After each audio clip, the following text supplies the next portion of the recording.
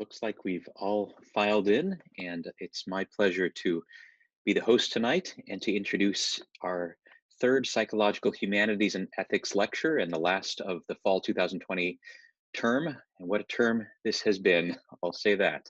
So the structure for the evening is going to be, I'll quickly introduce both this lecture and also the speaker and respondent. They'll take it up from there, and we'll save some time at the very end for some Q&A, and you'll get some instructions in the chat that you can look for in terms of how we'll do that.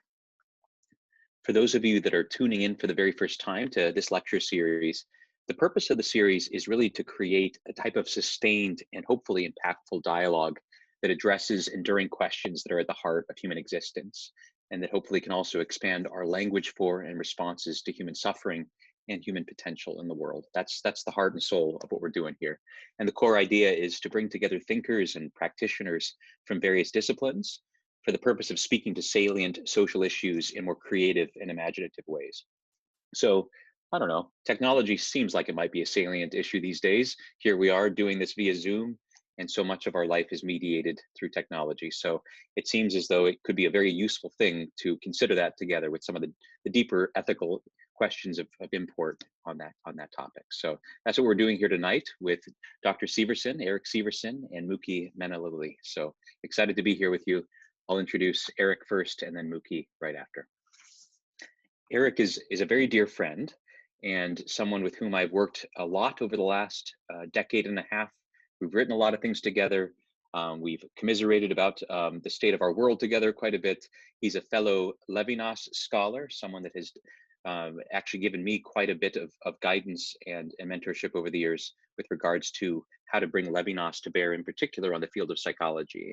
It's rare that you see a philosopher actually doing that crossover work, and Eric is one of those few and has been quite a gift to me in that process.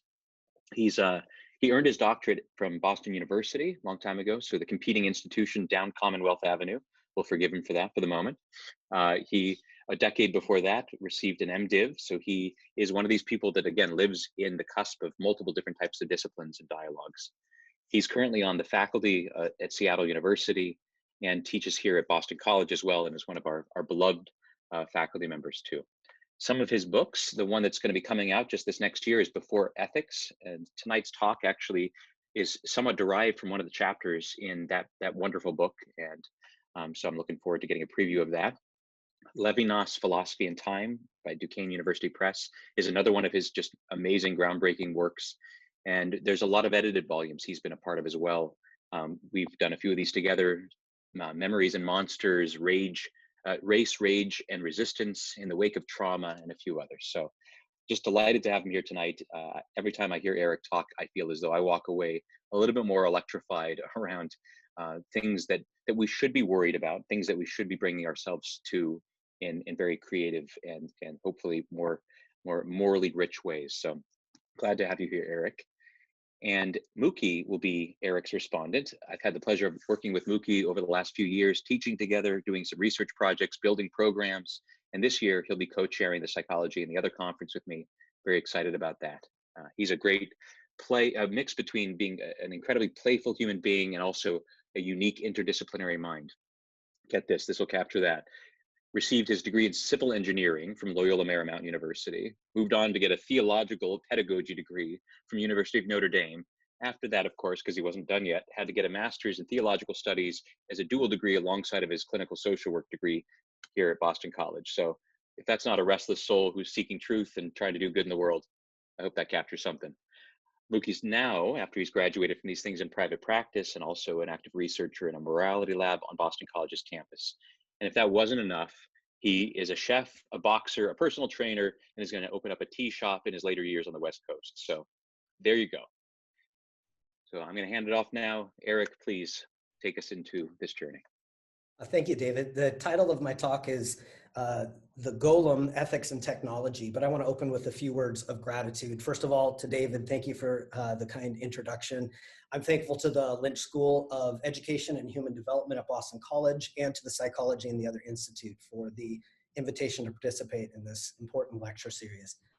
I also want to thank my generous friend, Philip Cushman, for inviting me into the incredibly fecund legend of the Golem, which is the centerpiece of my lecture today. This is a legend that belongs to the Jewish community. It's part of Jewish culture and history, though it points to issues with technology and ethics that I think relate to all the world. So I take up these stories under Phil's guidance with reverence and with gratitude. The ancient Jewish legend of the Golem takes many forms, but the epicenter of the folklore appears to be medieval Prague, currently the capital of the Czech Republic. In the Bible, most obviously in the book of Psalms, the word golem simply means a shapeless, formless material.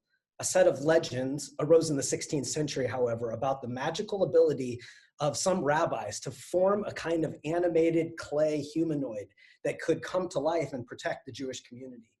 In 1580 in Prague, the chief rabbi, a man by the name of Judah Loew, heard rumors about an impending pogrom targeting his community. Pogroms, as you may know, are organized ethnic massacres, an old and vile tradition in parts of Eastern Europe and Russia. For hundreds of years, powerful groups have turned with genocidal and anti-Semitic violence against Jewish communities. These attacks might be most famously expressed in Nazism, but their long history stretches back 1,500 years and involves unknown thousands of deaths and incalculable suffering. Rabbi Loew had no army to fight the impending pogrom, the violence, nor did he have a powerful feudal lord upon which he could depend to protect his people. So the rabbi drew on a last resort mystical practice, walking down to the river of Vltava and shaping clay into a giant golem, a humanoid helper that he called Joseph. Then, through a series of secretive prayers and incantations and rituals, Joseph was brought to life. This hulking creature moved immediately to their defense, powerfully protecting the Jews from attacks and preserving the lives of an oppressed community. The golem is created by human hands. It's a technological invention, a tool formed and deployed for a particular purpose.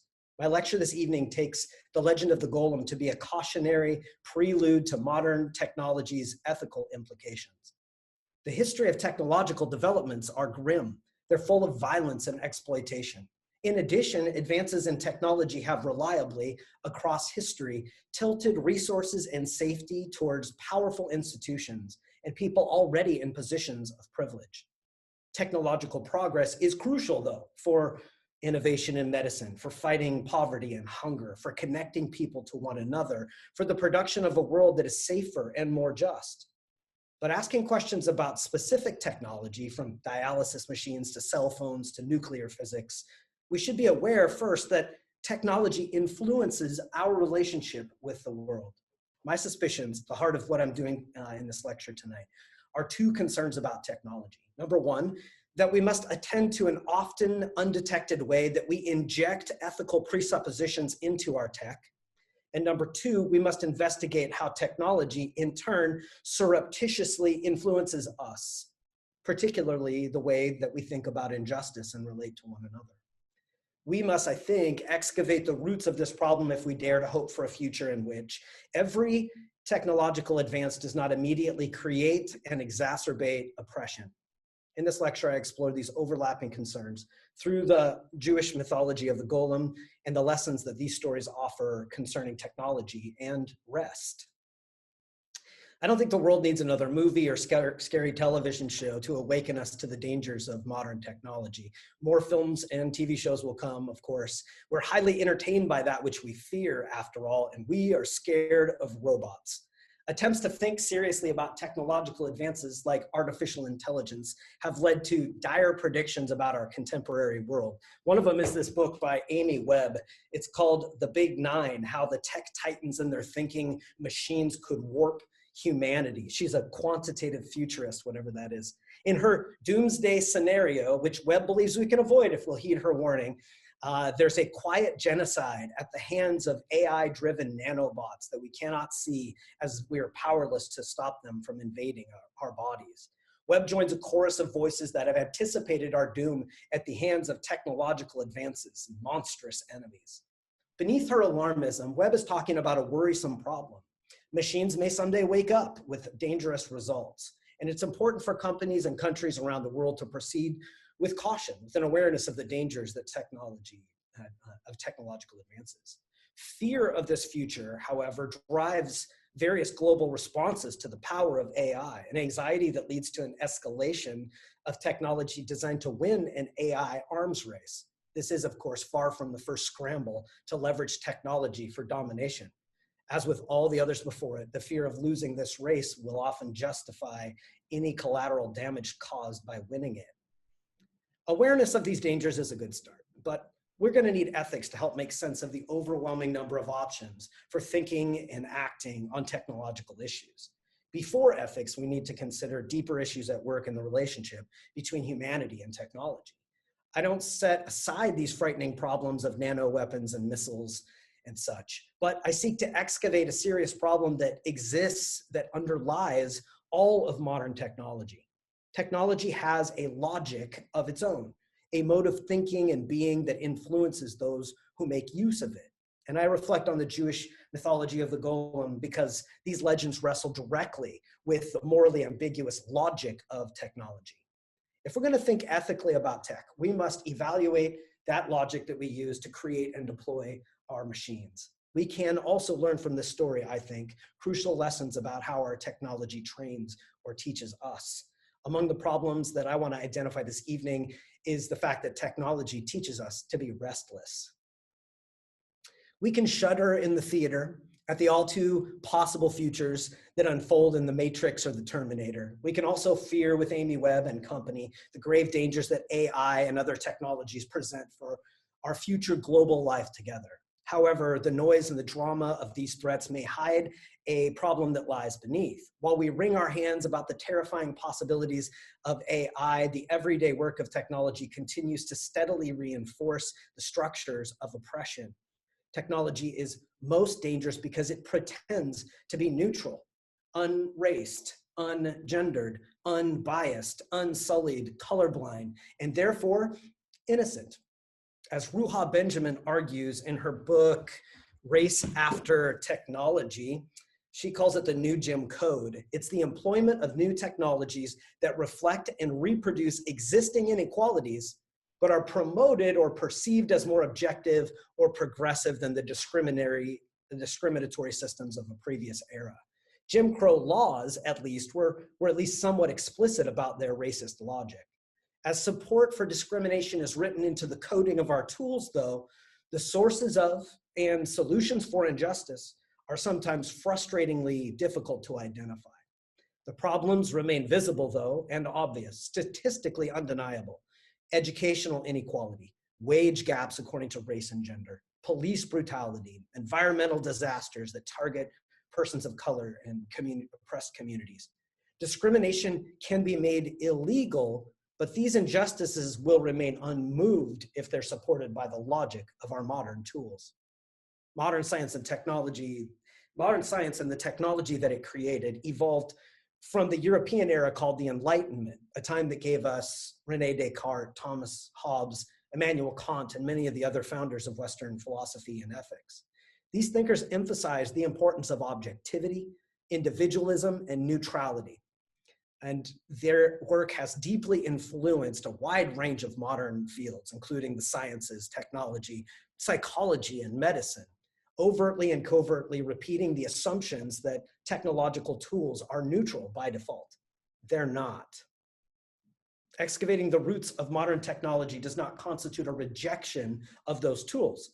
This is a chance to take them up more carefully, more suspiciously, more wisely, even when they aren't becoming sentient and firing missiles or invading as nanobots or otherwise destroying the world. I suspect that our machines are programming us. In subtle and obvious ways, our devices are reteaching us, perhaps most dangerously our kids, the myths of neutrality and default objectivity. Ironically, our technology is therefore teaching us how to be human with a philosophical and ethical leaning that is profoundly concerning. As Virginia Eubanks writes in her book, Automating Inequality, our tools are automating an inequality that developing technologies are repeatedly punishing the poor and exacerbating inequality and racism.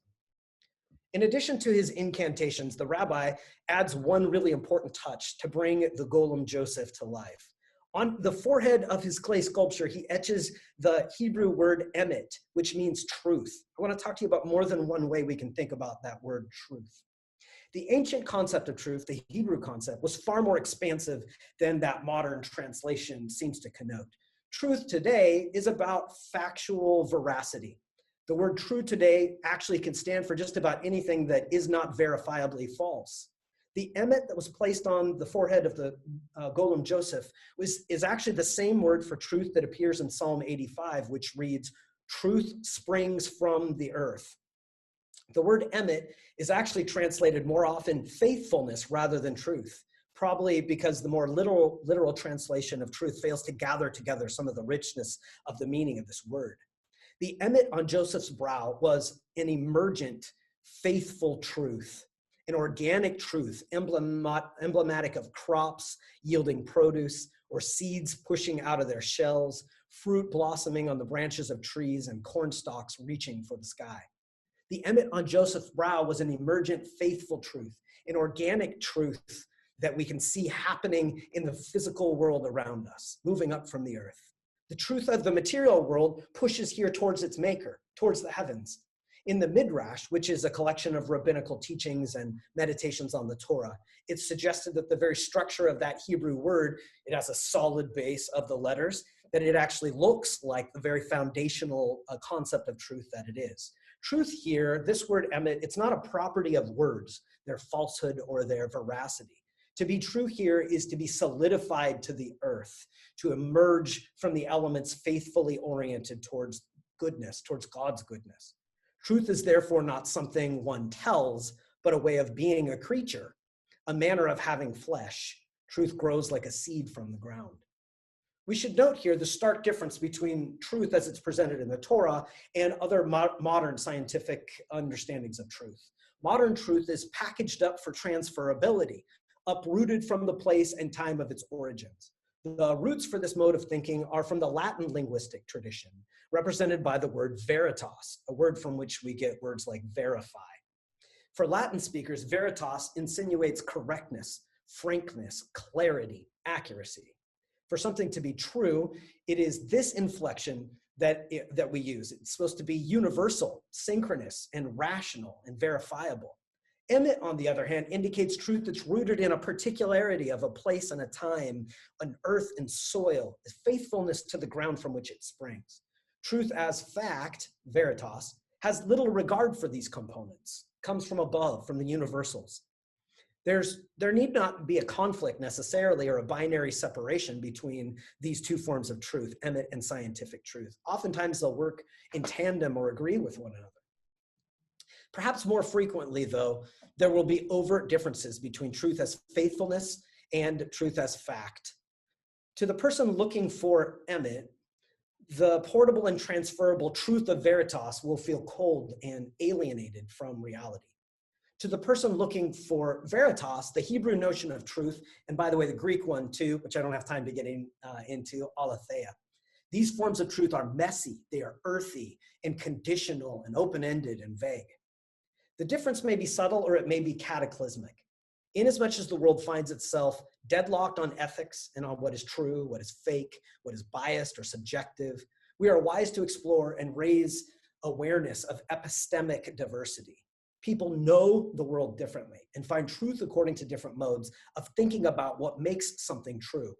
To state as much as not to conclude that veritas is inferior to emet or that one is right or wrong. To seek the truth in the mode of veritas is to look for that which can be extracted from the ground, taken away from its origins and still mean the same thing, like a diamond taken from a mine. It doesn't matter where the veritas comes from, it's true wherever it goes. A diamond is a diamond wherever you take it. Likewise, the truth of an isosceles triangle, important geometric shapes for architecture, this is the same no matter where it's drawn or built or contemplated. This approach to truth is good, but it's intoxicating.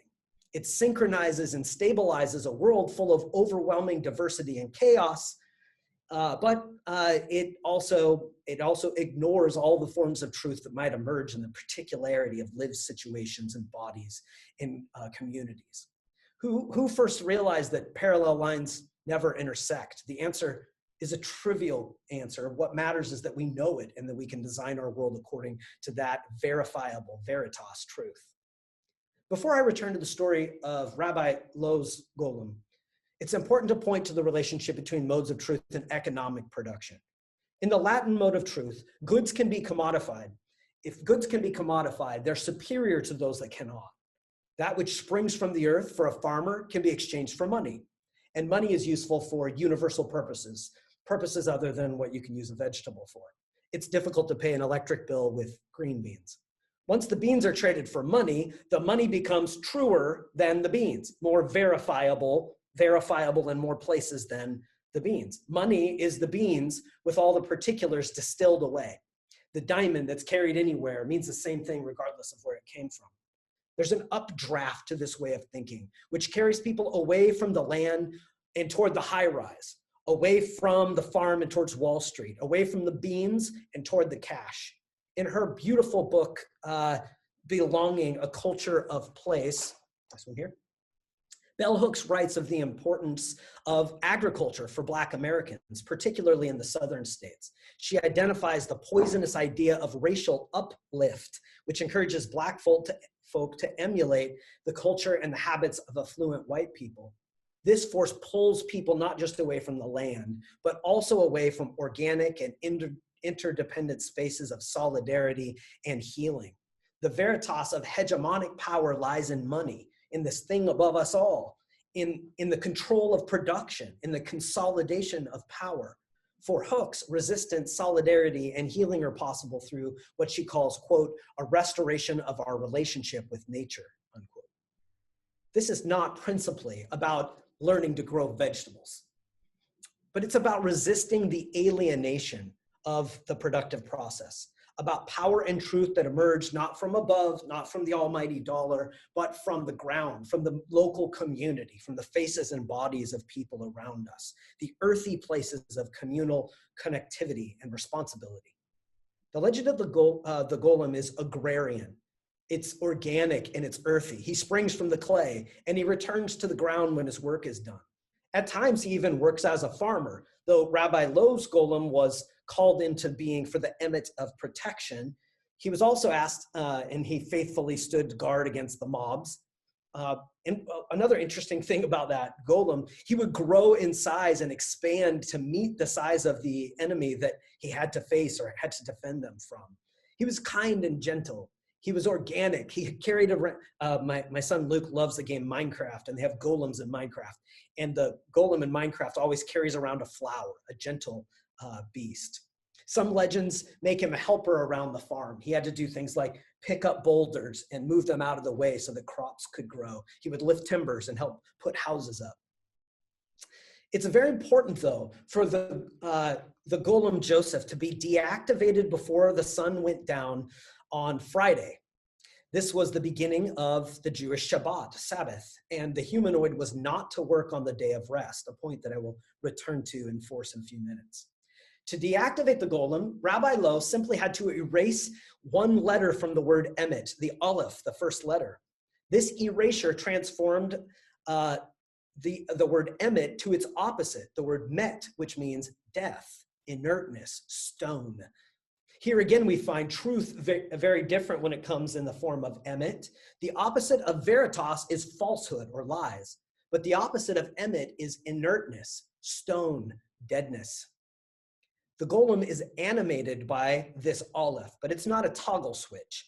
Aleph animation frames truth as that into which the golem is to grow, like a strand of DNA informs the future shape of an organism. Emet technology grows toward the good of suffering people, toward the flourishing of the farm, toward the nourishment of the village. The truth of the golem is found here in the activation for others. All other uses of the golem lead to unlife, to withering, and to death. The golem is a paradigmatic technological creation. It rises to meet human needs, like all tools we make, rise to meet our need, and then they're formed and deployed. The golem takes the shape, though, of the community that forms it and retains it. He's made of local mud and materials and always is made of that. The golem's power is not hegemonic, it is localized. It is in the community. The labor of the golem, therefore, is not a commodity that can be bought and sold to other villages, a contribution to the safety and security and stability of his own society. His existence as a technological advancement does not point towards unlimited power, wealth, violence. The golem is a technology of another order. He is emit tech. He points instead towards flourishing, protection, safety, and peace. If he is used otherwise, things really fall apart. One common feature of technology today is the programmed emphasis on speed and efficiency. Modern tech is obliterating our ability to be still, to face one another, to genuinely rest. Designed for efficiency and refined to eliminate as much waiting as possible, these tools eliminate the very context in which their logic might be questioned. This sounds like a contradiction, right? The dishwasher saves time. Shouldn't I be able to use that time to think more carefully about the work that I do? Or a phone call. It's much quicker than walking several miles to deliver a message. And a text message is even more efficient. And so it should be the case that all that time freed up would make us better at living together face to face in our time. But the story of the golem tells another tale that it's not new. It's a very old story about how technology doesn't always produce the life that it promises. The fourth of the 10 commandments makes it clear that it's not just humans who are to rest on Sabbath, but all things, including the land and the animals and the tools. Though the commandment is often represented simply as remember the Sabbath and keep it holy, it's actually the longest and the most complex of the 10 commandments. The allowance for rest is sweeping, including all creatures of labor, and even non-Hebrew residents and visitors that aren't mentioned in the other commandments are included here. Even the golem then is rendered met, inert for Sabbath, turned to stone or mud. He is in a state of suspended animation, along with all the other tools that hang in the farmer's shed, the plow and the saddle unhitched and inert, the cooking utensils waiting quietly in the drawer. They are technology, all of them. On this day, they are to be laid down. The truth of the tools is not found then in their factual capacity to till the ground or slice bread. They are true inasmuch as they reach from the earth towards life, and life requires rest, human life, all life. Without Sabbath, these tools are instruments instead of met, which lead not towards flourishing, but against it. Tools designed for the flourishing of life can give way then to fields drained of nutrients, overtaxed bodies of animals and people, landscapes scarred by relentless labor. The golem's truth moves toward protection and life, towards the flourishing of the community. He is such a faithful worker that he would continue to work through Sabbath day if not deactivated. It would seem that the golem, perhaps like the commandment, animals and servants and foreigners, maybe the golem too would just keep working perpetually if he was asked to do so. And in fact, of course, one Friday, Rabbi Lowe neglected to erase the Aleph and left the golem activated for Sabbath. The clay man continued to work, but then he went berserk. He began to rampage around the countryside, pulling down buildings and throwing boulders. In some versions of the myth, he starts murdering the people in his path. The rabbi had to chase down the golem, and with much effort and sustaining a scar, he finally managed to efface the Aleph, and the golem fell to the ground, and the rabbi stored his body in the synagogue. This was a sad and painful choice for Rabbi Lowe, who'd grown quite fond of Joseph, but this technology was too dangerous to be carelessly used. This is a technologic, then, that bends not towards violence and power or evil or exploitation or world dominance, but toward the flourishing of a particular community and their life. For our purposes here, it's important to acknowledge a distinct philosophy of technology that's offered by these ancient myths. The legend of the golem affirms the tools that we take up. It reminds us, though, of the relational, other-centered, communal care toward which they must be turned if they're to sustain our very humanity. So the tools and productions of humans must aim towards emmet truth, or they become met, death, when they are not given rest. The golem is symbolic. Technology without rest is deadly. This would have been easier for people to understand who lived in an agrarian society. It's foolish to deny rest to land by rotating crops, or to deny animals rest from labor, or to try to rush the seed out of its husk, or pull a corn stalk toward the sky. Many Jews yesterday and today will literally deactivate their technologies on Sabbath, stowing their electronic devices eating food cooked on other days, and avoiding labor as much as they can. No religious affiliation is necessary to confront this suggestion about technology. The restless infinitude of modern technology is a danger rooted in the hazardous deployment of our tools. The more honed and advanced our modern technology, the less obviously it requests rest. Our tireless machines model for us a restless existence. There are many applications for this idea, but for our purposes tonight, I'm most interested in the way such technologies retrain their makers to think about the world and relate to it. Another economic note, this restlessness immediately exacerbates the oppression that I talked about before when it utilizes human beings as tools for ceaseless production. Karl Marx pointed this out. He talked of the Industrial Revolution of the 19th century, which left a great many people disconnected from land and soil. And they began to use strange specialized tools that weren't the same ones that they used when they worked at home or on their farm. In factories, workers are given tasks that pertain to one tedious, abstract element of a finished product.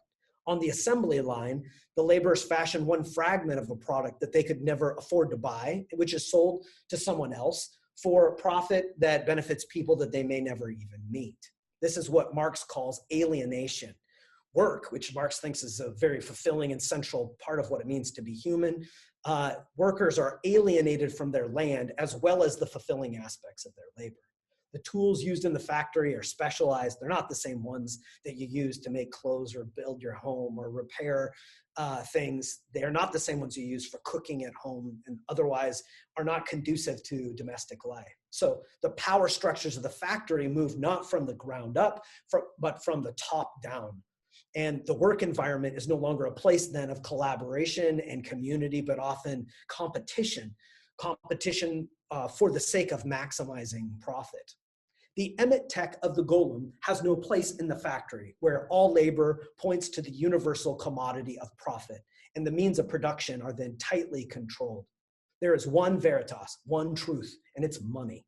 We must be aware, of course, our most common technological tools are made in factories like those, and their programming matches their programmers. They move ceaselessly and restlessly toward infinite wealth and power, and they promise that happiness and well-being will reside in that journey. Whatever spark led to the creation of the first golem, it also meant that the creature had some measure of freedom, some agency, some ability to have experiences that echoed of the masters who made them. There's a version of the myth in which the golem falls in love, but then flies into a rage when his love is unrequited. In another version, the golem is clumsy when it comes to dealing with the property and safety of non-Jews. In all cases, the golem is seen as a kind of temporary and tentative technology to be used carefully lest he do more harm than good. The golem is artificial and somewhat intelligent. It also, in many stories, will stand up for itself if it's attacked. Luke tells me that in Minecraft, if you're not nice to the golems, which are nice creatures that protect villages, that the golem will pick you up and throw you like a boulder. That's true in our art, in the way this has been taken up artistically, like the AI systems in 2001 Space Odyssey, resisting deactivation, the Terminator franchise, the HBO show Westworld, and more than I can name if we had hours to talk here. It's hardly far-fetched, these science fiction ideas that imagine futures in which machines resist their own deactivation. Maybe they already do. Increasingly, I should point out, our digital devices are by default on, and we rarely deactivate them except for one impatient restart a week if we follow the instructions that we're supposed to. Technology, we must remember, carries with it the logic of its makers, even if this imprint is not obvious from the codes of the program or the function of the robot. If we shape our programs and tools after people and patterns that desire infinite knowledge, infinite wealth, absolute power, and never-ending life, it surely won't be long until our machines can know everything, are incredibly powerful and productive and profitable, and they resist any and all attempts to deactivate them. We may think that we are designing technology for mere functional purposes, to serve a purpose without remainder. In the case of simple tools, we might mostly succeed. Yet the more complicated the tool, the more decisions it's asked to make, the more we knowingly and unknowingly impart on the machine a particular way of being in the world. Often technology is rolled out as neutral, as a gift to all people. Almost always, technology helps some people and hurts others. The restlessness of modern industry puts huge pressure on efficiency, on profit, and on power. The tools it produces follow suit. The phones, computers, vehicles, and AI produced by this machine make the world better and safer for some people, especially those people who are winning this race to wealth and power. This constitutes an ethical leaning in modern tech, not one that was meant to be put there perhaps, but it's there nonetheless. Nobody should be surprised when Amazon offered facial recognition technology to the American police departments and an error rate skewed along racial lines. For light-skinned males like me, the error rate of Amazon's facial recognition technology is 0.8%. More than 99 times out of 100, their machine will recognize who I am by my face in a quick snapshot from a street cam. The same computer program misidentifies darker skinned females 37% of the time. Anyone shocked by that statistic hasn't been paying attention. Like left-handed people in a room full of right-handed desks, women and people of color have consistently found that modern technology is designed primarily by and for somebody else. This is not a matter of inconvenience, but of life and death. Being misrecognized by police is not a triviality, not for people of color in America.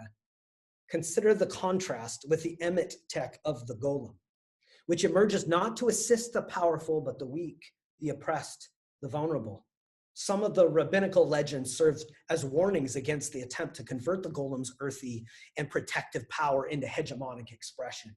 Isaac Singer tells the version of this tale in which the Golem is created to serve and protect the Jewish community, but the rabbi gives the Golem some side gigs too, having him move some boulders to search for special treasure.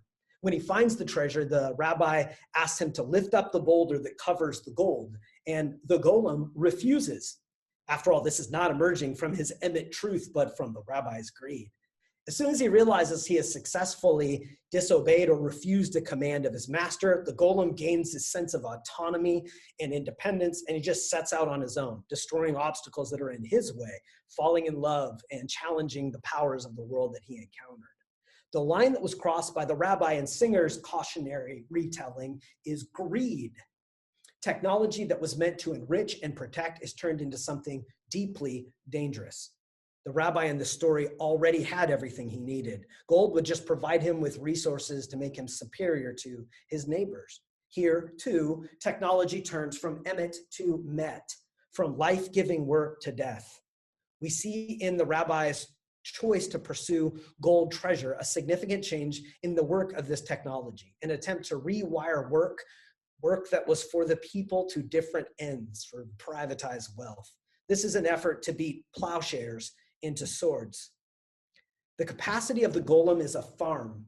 He's built to serve and protect and preserve.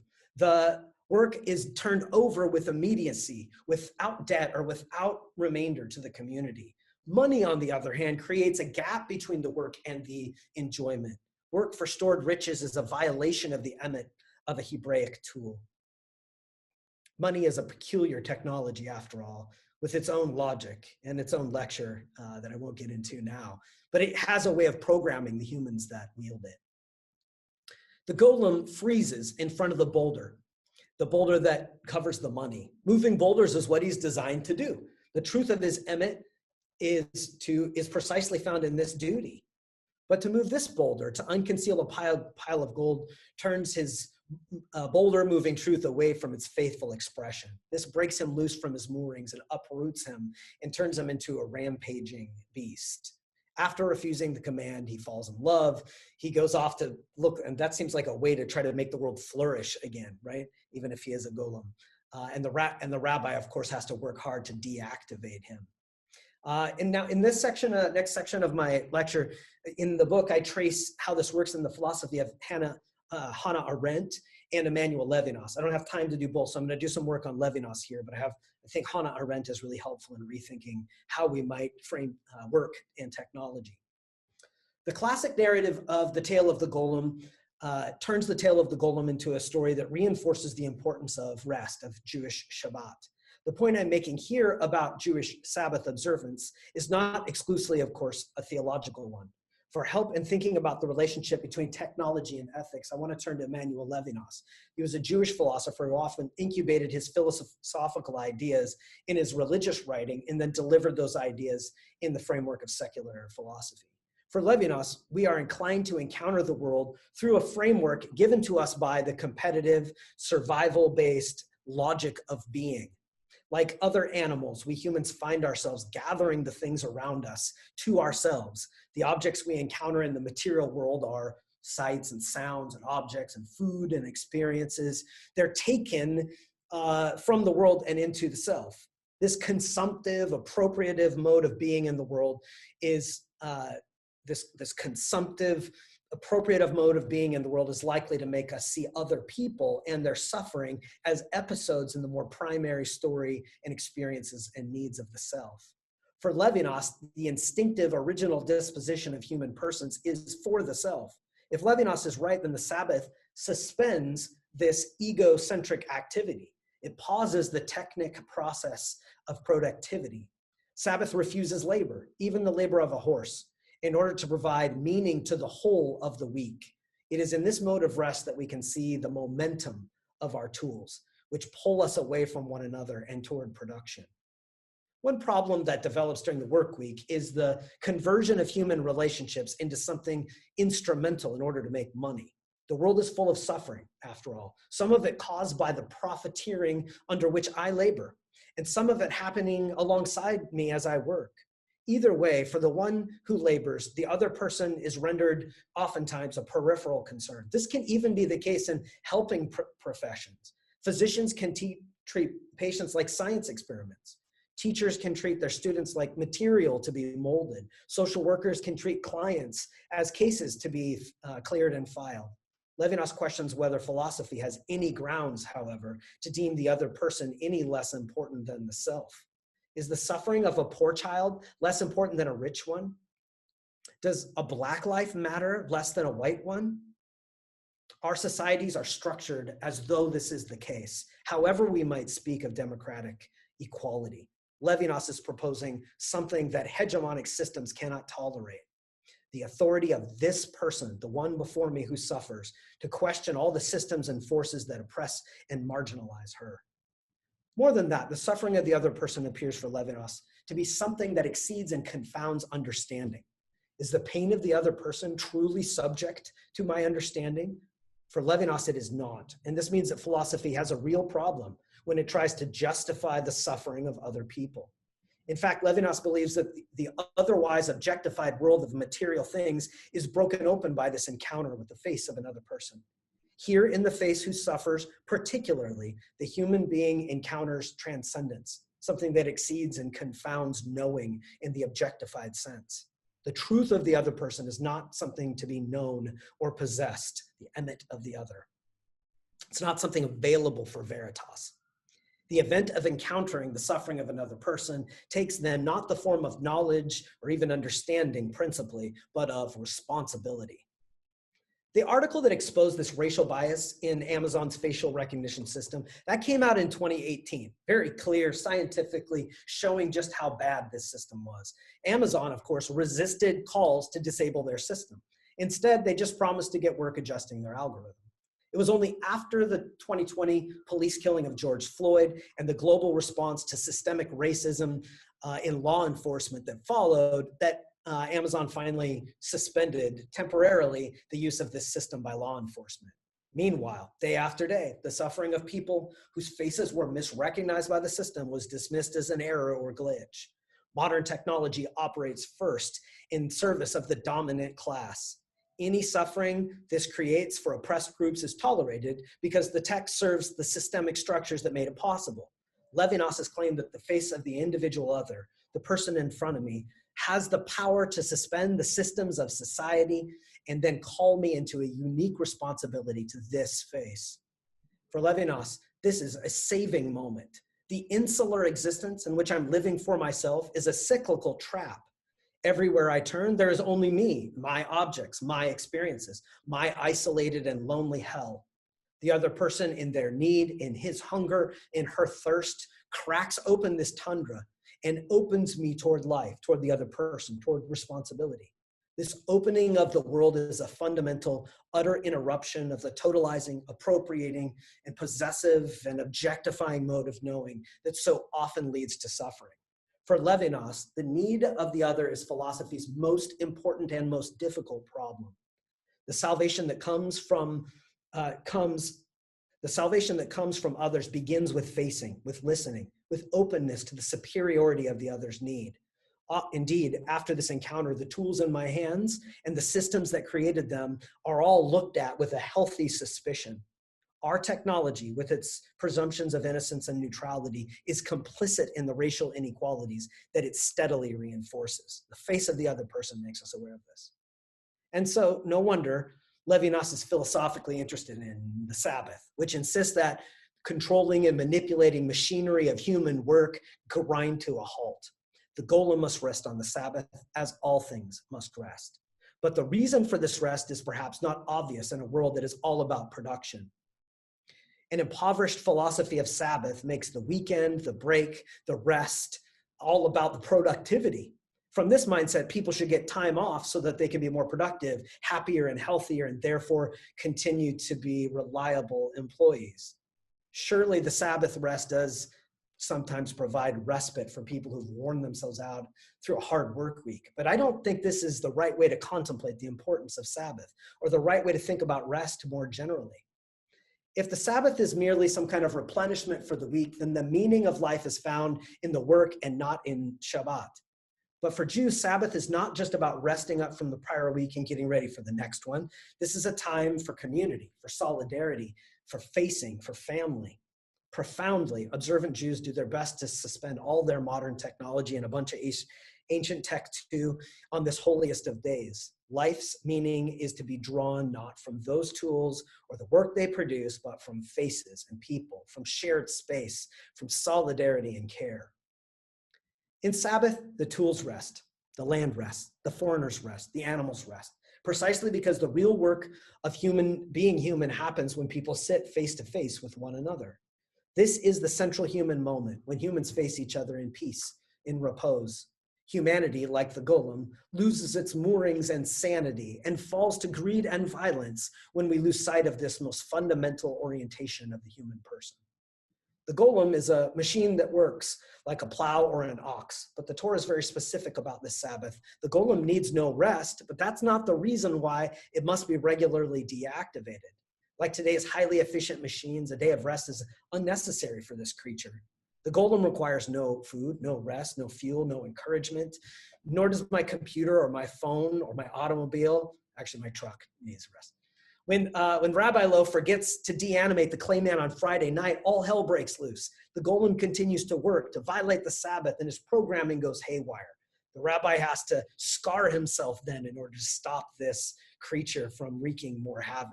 The symbolism of this scar is obvious. We are changed by our machines. Their restlessness moves towards us, becomes a kind of mode of seeing, mode of living, mode of treating others. This is an epistemic transition. We now come to know the world according to its usefulness, our relationships too, productivity, and the profit that each encounter potentially offers. These are two modes of knowing on Sabbath and during the work week. They're entirely different ways of looking at food, at resources, at dirt, and at faces. Computers, phones, automobiles, and other modern tech are oriented towards exigency, speed. They're programmed to be efficient. They carry with them the logic of this efficiency. They're designed to not require rest or care. They encourage, perhaps subtly, sometimes not, a culture that does not value anything that requires patience or labor or pain. These are the tools of the work week, and no wonder observant Jews leave them deactivated on Shabbat. These tools conserve energy, streamline process. They take the quickest route towards the solution for any problem that comes up. The work of these tools then imprints back on their users. Instead of doing the hard work of ending a romantic relationship, my students tell me that they ghost each other, clicking away from a relationship instead of enduring the hard work of face-to-face. The logic of ghosting is found in the logic of the techno logic of our machines. After all, it's our ability then to close browser tabs and swipe right and never see things again that informs the way we then treat one another. We program our machines to eliminate inconveniences immediately, and then we imitate them in the way we treat others.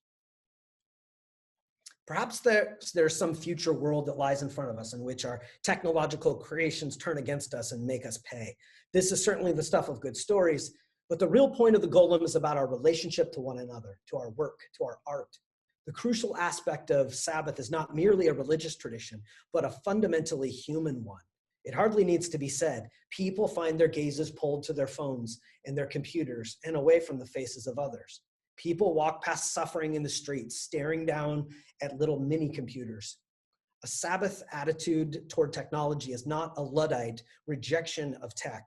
It's a reminder of the incredible and surreptitious danger hidden beneath these modern tools. They pretend to be our digital assistants to make our lives better. They gladly work all hours at our beck and call. They're more sinister, but their more sinister, if unintentional purpose is to teach us how to relate to the world that we use in order to photograph, these tools in order to photograph and describe and interpret. We do not need our tools or our machines to disobey us or throw boulders at us for us to take seriously what they do to our lives. For all of the wonders and advances of technology, we are fascinated by it. We don't tire of looking at what our hands have made, the shapes and forms we've created, and the incredible usefulness of technology in our world. But as much as technology mesmerizes, it also distracts. It captivates our gaze and it controls our faces. Sometimes this is a visceral event, such as when a student is trying to pay attention to a lecture, but is repeatedly lured by an Instagram story playing out in the mini golem in their hand. The phone does not ask for rest. It doesn't remind us to look at faces, except of course faces reduced to edited, carefully framed, two-dimensional shots that show only an artificial sliver of the life of the other. When technology does attempt to mitigate our consumption or to redirect our gaze, such as applications that track the use of your phone, it's still the same logic of technology at work, mitigating and controlling our gaze. The legend of the Rabbi Lo, legend has it that the Rabbi Lo just forgot that the golem needed to be deactivated one Friday afternoon, but maybe the golem was just too much fun to watch. Or the little cell golems that we have, maybe they're just as good at leading us to destruction. One more note in conclusion, a more hopeful note. We should remember that golems have no intrinsic morality, and they draw their orientation from the artists and engineers and people that make them and call them into being. According to the legend, the key to a healthy relationship with the golem is a matter of priorities. Technology is not bad nor evil, but its sinister work occurs when it quietly reprograms us away from our humanity, away from our neighbors. The simple act of resting, of setting aside a machine, is not about living moderately or balancing rest with work or moderating our consumption of technology. Deactivating our tools is a ritual that functions to turn us toward one another, away from machines and toward the events that establish and safeguard our humanity. That sometimes happens with machines, like right now, right, as we spend time with others in mediated ways. It's about the logic, about the priority. This doesn't change the fact that we also have to look away from faces and their sufferings to grow food and mend garments and grade papers. The point is not whether or not we should make or enjoy art, make or enjoy food, or make or enjoy clothes. The lesson of the golem is a lesson about the way that we relate to this exercise, the way we relate to our toys and our tools. The best work, the best tools, and the best art, I think, turn us back to the needs and the joys of the other person. Thank you so much, Eric. That was incredibly powerful and so much to think about. I was tempted a few times to hit end meeting and tell everyone be free and go run in a field somewhere, but then we wouldn't get to hear Mookie. So I'll hit end meeting later on. Mookie, I look forward to hearing your response and your thoughts.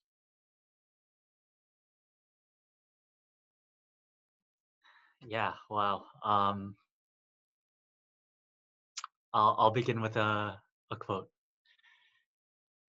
Even the most perfect of golems, risen to life to protect us, can easily change into a destructive force. Therefore, let us treat carefully that which is strong, just as we bow kindly and patiently to that which is weak. Everything has its time and place. Rabbi Lowe. It's an honor to be here with Eric and David and you all in the faceless mask behind this screen of the Golem. It's an honor to be able to respond to a great philosopher as well as a dear friend and mentor. Eric has deeply shaped how I read Levinas and other thinkers, and more importantly, influence how I practice and teach as I face another person. I'm sure you all can resonate with the gift that he has given. I hope to amplify three themes in this line of reasoning. First, Emmett, as it relates to research psychology and to students. Will, as it relates to philosophical psychology and patience. And Rest, as it relates to Levinasian ethics and you all tuning in.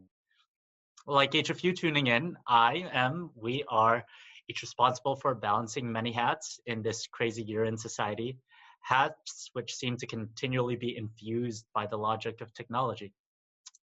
The seemingly ubiquitous Zoom audio-visual tech allows us to host this event. And later, YouTube for those watching in the future, which is kind of a strange thing to give voice to right now as we record. Hello, future people. Additionally, the very English we utilize in this conversation, right? Language itself is also a form of techne, a form of gestell, a form of inframing. Framing with a logic that can either open or constrain our thoughts to and with each other. You know, this doesn't even scratch the surface of technology pervasive in our work, home, studies, and other aspects of life. From frames of linear regressions and Markov chain Monte Carlo methods, the tomes of knowledge and books, to palliative care technology, respiratories that mediate breath, telehealth services, to FaceTime that allows me to read Tagalog books before bedtime to my much younger sibling on the opposite coast, to the many hands, machines, and vehicles that send a package to greet family on their birthdays. Technology can either harm and or help in encountering the other who hopes to learn, to be cared for, and to simply just be with. There is no substitute in tech for life itself, nor for the will to do good. Yet through technology, good could be done. But as Rabbi Yuda Lowe and Eric reminds us, great harm could also be done. For example, do I log on to social media to actually connect with old friends? Or do I stroll mindlessly to fill time and appease another desire? Additionally, we must ask, focusing on the impact rather than the intent. Is technology utilized to make things easier? And as Eric reminds us, easier for whom? Is tech utilized to make things more accessible? Accessible for whom?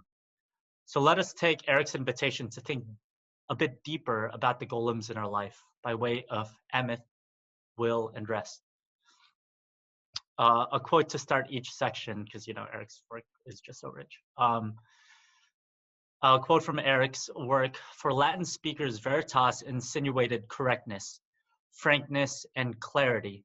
For something to be true in this inflection is to be available for universal, synchronous, rational verification. Emmett, on the other hand, indicates the truth rooted in earth, in place, in time, in faithfulness to the ground. There's a richness here to unpack as Eric calls us to grapple with the epistemology of what we value as true, and therefore what we value as good. So let's explore this from a voice that typically gets privileged as true in our society, research psychology, and to think deeply about the students it serves.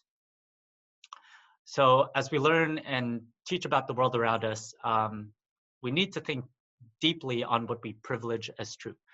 The following is an excerpt of moments from various research groups kind of stitched together. So as we sat around the long table in the plant-filled room, intently listening to the presenter share concepts, graphs, and effects, the presenter wrapped up and opened up the floor to dialogue. There was a long, thoughtful silence, after which my lab mates shared insights and questions, different ways of looking at effect sizes, intersections of the demographics, other ways to ask the question, and the like. like jazz. The dialogue riffed from one mind to another as the presenter addressed, punted, and wrote down suggestions. Looking around at the intelligent folks, undergrads, graduates, and professors alike, I smiled, appreciative of a space where curiosity is fostered, oriented towards questions of ethics and morality. So yeah, I'll give also 3 following thinkers from research who prompt us to grapple with notions of scientific truth, to get away from the static concept and pointing towards diversity and variance as opposed to the oneness of veritas. In a recent conference on technology, mind, and society, Professor Lisa Feldman Barrett spoke in terms of population thinking. Basically, that means an approach focused on observing and modeling differences as meaningful and not to be scrubbed from the data, rather than pushing people towards a mean average, towards a platonic form. Variations like diversity of height, ability, skin tone, and other traits are helpful for communities. Variation and difference is the Emmett truth and is a very much meaningful part of our nature, of our earth. Additionally, in the same conference, Rosalind Picard spoke about affect recognition, and Eric has already listed some of the possible dangers therein, as well as possibilities and challenges that they raise. In a study, she noted that when people are asked to think about the face of frustration, so yeah, if you think about the face of frustration, we may be quick to think of a scowl. However, in the study, it showed that the students might smirk or chuckle, and this could signal frustration from the participant. There's not one behavior that signals internal states, rather there are multiple true Emmett signals. Still, she noted that affect technology could be harmful, but could also be helpful in serving others, particularly maybe those who don't communicate in normative ways that we force people to when we utilize language.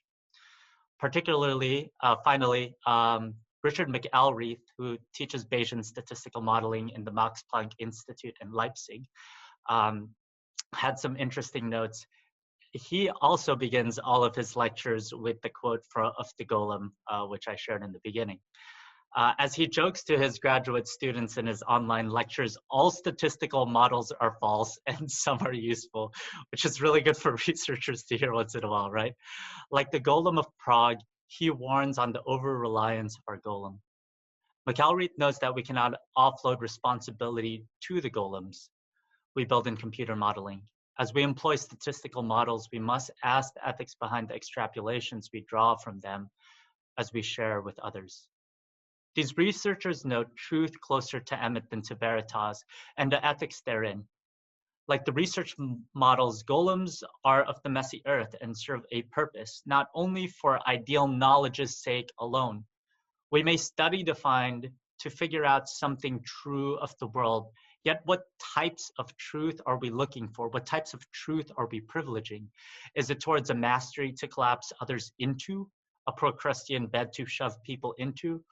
Or is it patterns to help us understand our gaps to better serve others?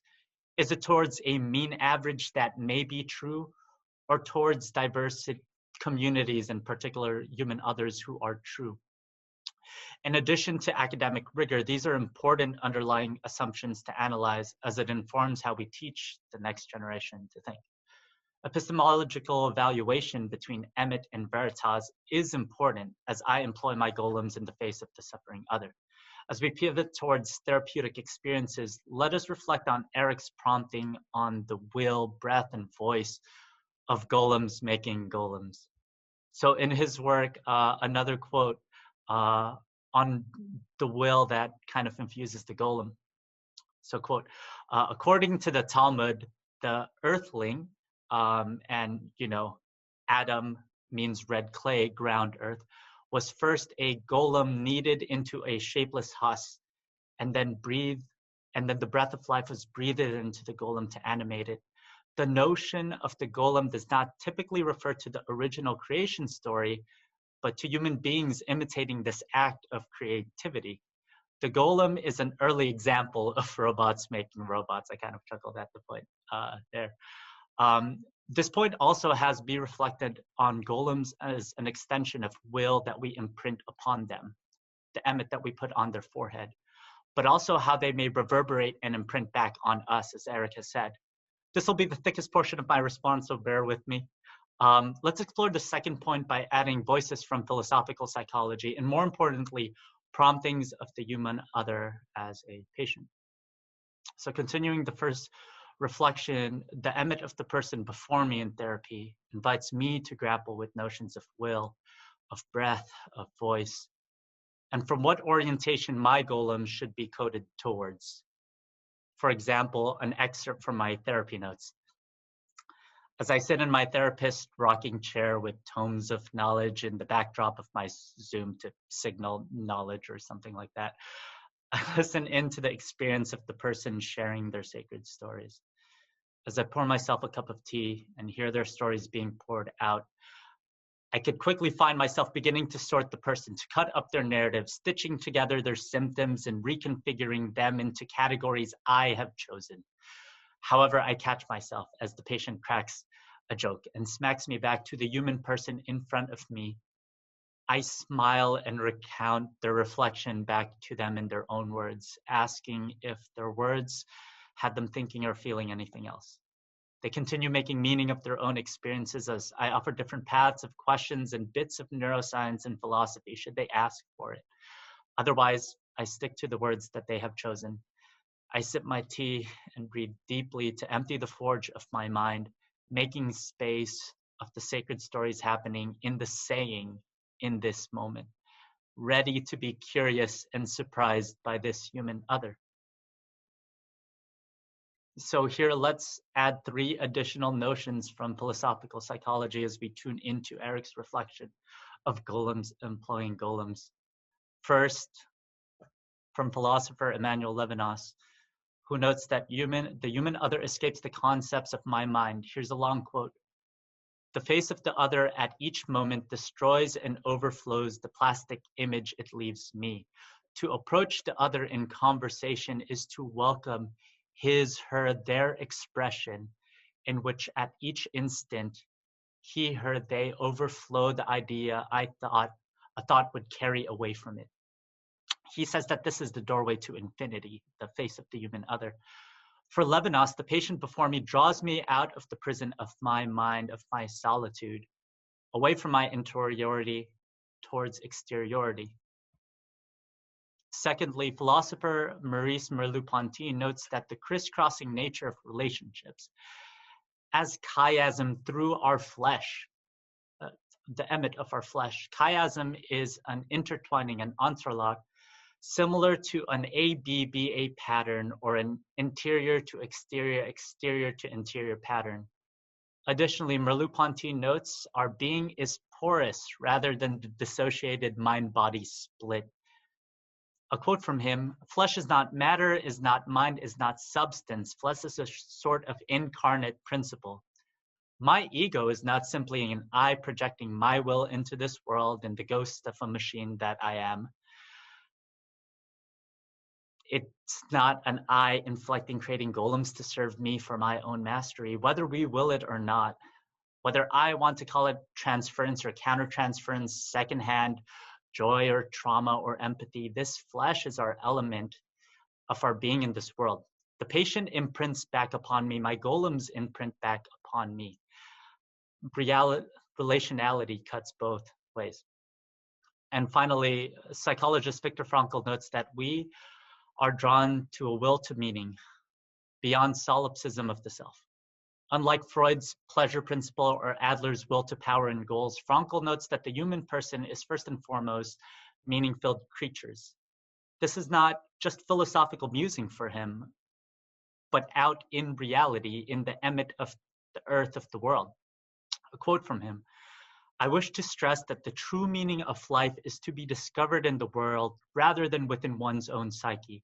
As though it were a closed system, it denotes the fact that being human always points and is directed to something or someone other than oneself, be it a meaning to fulfill or another human being to encounter. Recapitulating both Levinas and Merleau-Ponty's points, My work and my golems are oriented towards, not towards my own self, but hopefully in the service of others. As Eric notes, technology, we must remember, carries with it a logic of its makers, and even this imprint is not obvious from the codes of the program or the function of the robot. For as I labor and draw my finite breath, orient my limited will, and utilize or not utilize my voice, I will employ my golems to do the same. If I prize and value control above all else, my patient notes, diagnoses, systems, and tools will follow suit. If I prize driving the bottom line and productivity above all else, our golems again will follow suit and imprint back upon me, getting what I intend to measure. In a reverse dark alchemy, life force can be transmuted into profit margins. However, if I prize the value of the individual person before me, hopefully, our golems will be oriented towards that as well, until they run amok. In another form of alchemy, hopefully my life force, my breath, not only breathes and emit into golems, but towards other human beings around me through our labor. Hopefully my final breath like the root of the word psychology or suke, spirituality or spire, like the gift inhaled into the dust of the earth and exhaled before we return back. This breath, I hope we may carry a will to do good for others, an ancient will not of our own, to empty out my own and hear the voices of the poor and the marginalized. Towards what will, voice, and command do we orient our golems to? And I mean us and our tech. We conclude justly with the notion of rest and ethics, and even with technology, our responsibility to our neighbors. So a final quote from Eric: technology is not opposed by the Sabbath.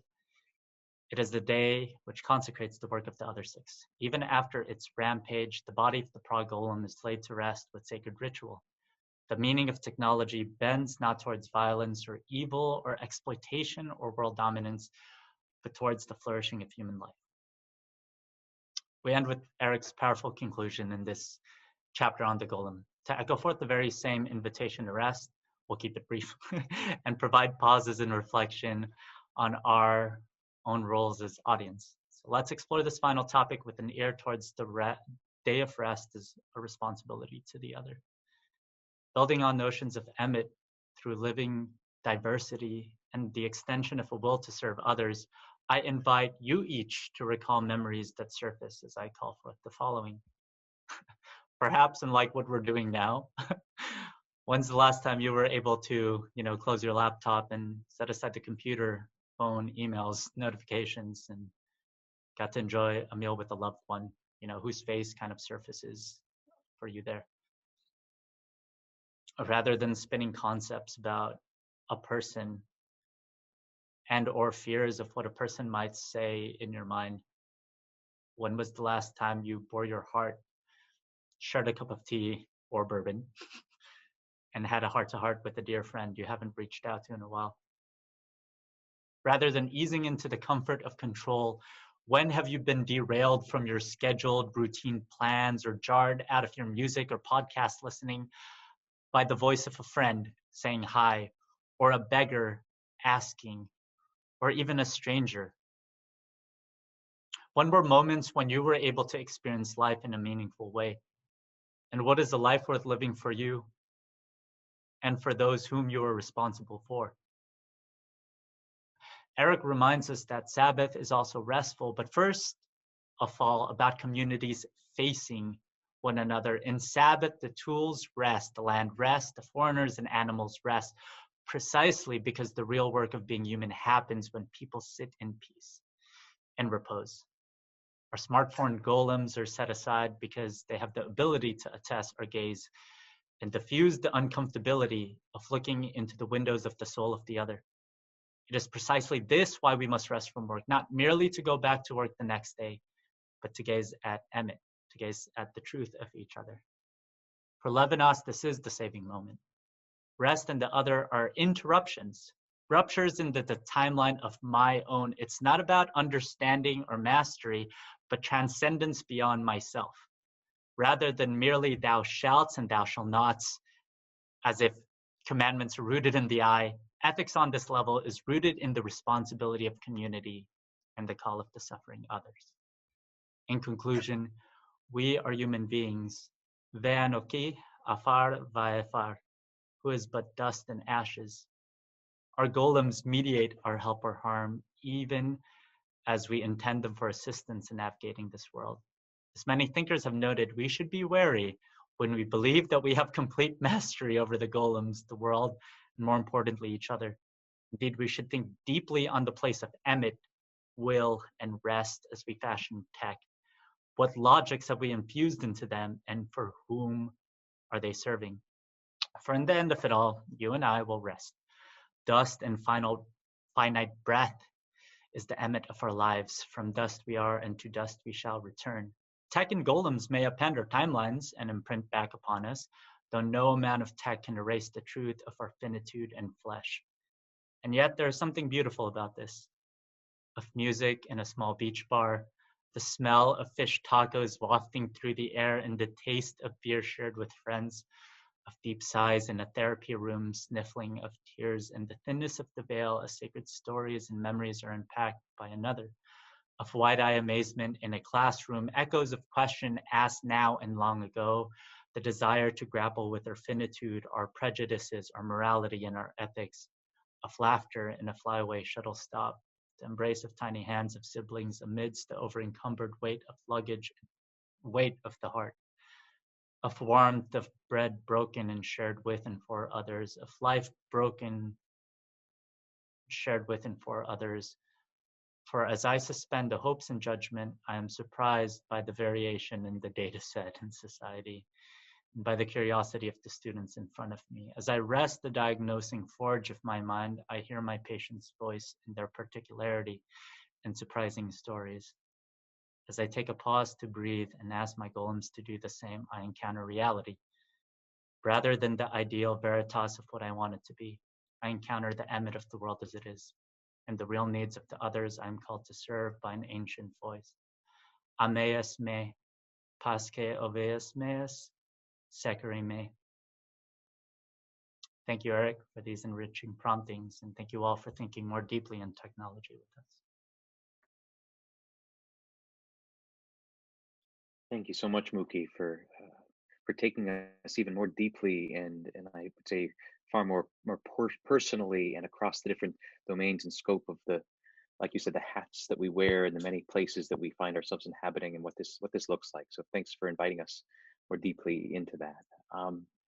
We've got about 10 minutes left, and I see two questions that have already come in from the audience that are quite excellent that I'd love to pose. If you have other questions, please feel free to send them in as well. I am frightened we probably won't have enough time to get to them all, but that's okay. So let me start by posing this, and Eric and Mookie, feel free to tackle it as you'd like.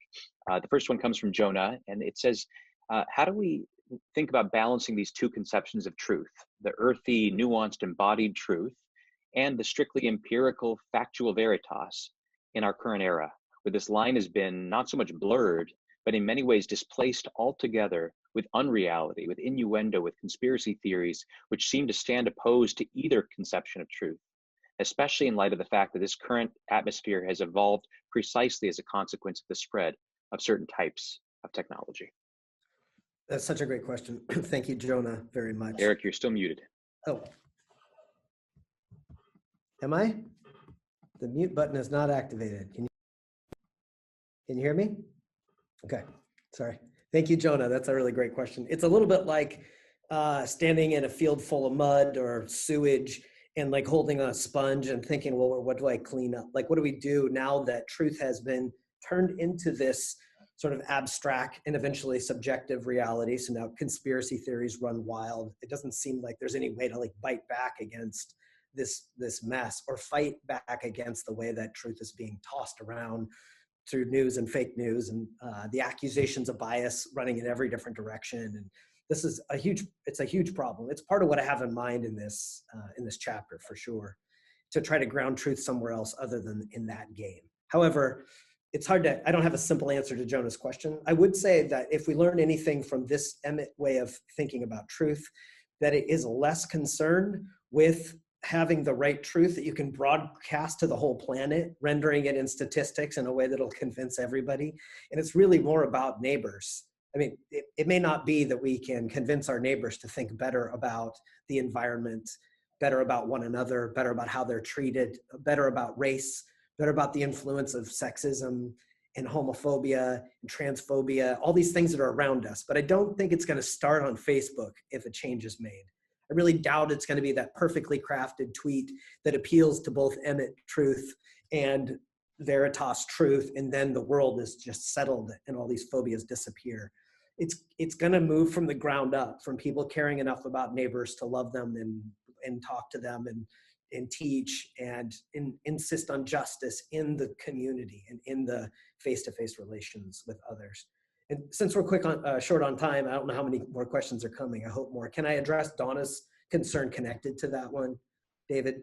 So Donna wonders if this is like Heidegger's critique and the emphasis on blood and soil and how they're different. She too is a Shabbos goy. Okay, so this is a really important question too, and it connects to Jonah, so I'm talking about them together. But one of the things that Donna's wondering is Heidegger has this thundering critique of technology, and she noticed that my chapter is deeply influenced by Heidegger. She clearly picked that up. And Heidegger's take on technology is largely about the way that we don't notice how our tools are training us or how our mode of framing the world that influences our experience of it. And Heidegger leads us to a kind of liberation from those big ideas about how you should live, how you should use technology, how you should taste your food and chop your wood and live in a very natural, the natural environment we live in. But in Heidegger's critique, there's a liberation from technology that I'm grateful for, that I receive and regurgitate, and I'm very grateful for it. But the liberation is for the self. It remains about my own most experience of the natural world.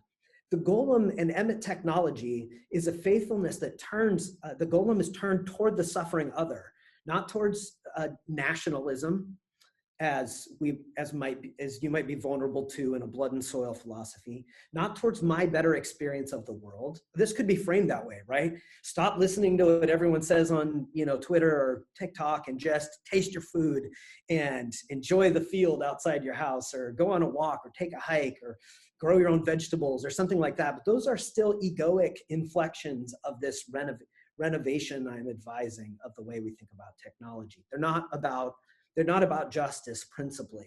They're not about the suffering of the other person. What I love about the Golem myth and the notion of truth is that we see here is that it moves out of the ground and toward the suffering other. That's what the Golem is for. He falls apart when he's used for aggressive violence. He falls apart when he's used for greed. He can't handle that. He's not made for that. And I think we have to, if we engage technology and the natural world, the way I think Heidegger's right that those things do what he proposes that they do. But at that point, I like the Golem treatment of technology better, because it points in a direction besides back at some kind of unique, authentic experience of my life, and it points to justice. It points to the face of one who suffers. It points me back to the problems of racism and sexism and homophobia and transphobia and ageism and a range of other oppressions, which are a part of the world I live in. I find in the faces there. Technology should be moving to address these things. Instead, they're repeatedly deployed in ways that end up exacerbating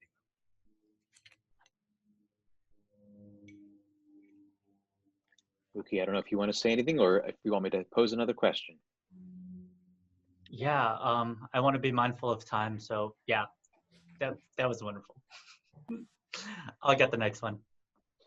So let's end with this one, because it's a big question and it's a really good one. It's coming to us from Seattle. I can't see what the name is here, but after some encouraging, wonderful words, it says, I wanted to ask you two thoughts about the sort of leveling of tragedy and turmoil in the world, brought about by the individuality and speed that our technology produces. How can we engage with the world when it seems the world moves on too quickly to be concerned with its own problems? I think that's just a beautifully articulated question. I think that's from Braden, a friend of mine here in Seattle. Hi, Braden. Such a great question. Maybe Mookie has something to say about this. The idea of the world, the big idea of the world that's behind there. Again, it's when you try to think about the world in those sort of sweeping ways, you do get doom and gloom and exhaustion. I don't know a way not to look at global news, national news, and not be overwhelmed by those things. What I'm trying to do here is to think about those things. We have to talk about them. Like we have to talk about the injustices I'm talking about that happen in my community also happen and are sometimes produced by the doom and gloom of the global and the national stage. What I'm trying to do in this chapter, and with this emphasis on technology moving from the ground up, is to not leave us hinging our existence on the way the media or whoever tells us what's in the big picture is telling us about the world. Like the place where my humanity, exists and is expressed is with the faces of the people I encounter in my local community, in my family, in my friendships, and in my work, and in the people in the faces of people here in Seattle. So I want to say that I don't disagree with Braden about the way that this world that we live in delivers that doom and gloom and becomes a kind of consuming set of problems without solutions. But I think there's hope in the face of a child. I think there's hope in the face of a person whose needs maybe we can bend our technology in favor of instead of against. And I think finding ways in which that hope is fulfilling, even if it's one client that you sit with as a psychotherapist or a person that you treat as a doctor or care for as a social worker, like in that moment, the big picture about how kind of screwed the world is because of how bad things are is erupted. It's interrupted or erupted by something else that happens there. And that moment can be peace. And it can be the breaking out of what kind of the doom and gloom big news thing might do to us. So that's kind of how I would talk with Braden. But Braden's going to have to buy me some Thai food if he wants more than that. Yeah. No, I really like this question. And even, yeah, what Eric in the previous question has me like thinking and riffing off of, whether it's that idea of like stories and the fake news and, the inability for even the tribes to have language and even like look at the same event and like even interpret it the same, right? I think one of the markers might be that porousness that Merleau-Ponty was talking about. Like, does the narrative before me kind of draw me, out of myself? Right. Even Maslow at the end of the hierarchy of needs notes to transcendence in his later work as, beyond actualization, right? To move beyond the self. But like Eric notes, and in the Heidegger too, the problem is it just rivets us back to ourselves, right? Like, do the stories that we tell about this nation justify me and my in-tribe as, yes, we are like morally correct? And I think the ability for us to dialogue and to look at the truth of, when we walk out of this place and when we encounter people who are asking for bread, those are our neighbors, regardless of what belief systems we might employ. How do we utilize our technology to begin to bridge the gaps of the injustices that we have created in the society? Whether that is the racial differences that is affected by facial recognition, right? To even how we utilize our resources for enjoyment when other people are in need of those resources, right? Like, I think, yeah, the speed of the golem is, and I think this just kind of goes to Eric's point at the end of the chapter, we'll need that Sabbath day. We'll need to take a day to really look at the eyes of the other and not think of the answers we need to give, but just like we did today, what questions and what needs do they have? And then we will hopefully passion our golems from that space. Well, we are there. We're at time. Thank you so much to our speakers, Eric and Mookie, and behind the Golem tonight, Lillian, who has run all of our tech. So thank you, and have a wonderful evening. Thanks for joining us tonight, and many blessings to you all. Take care. Thank you. Bye, everybody.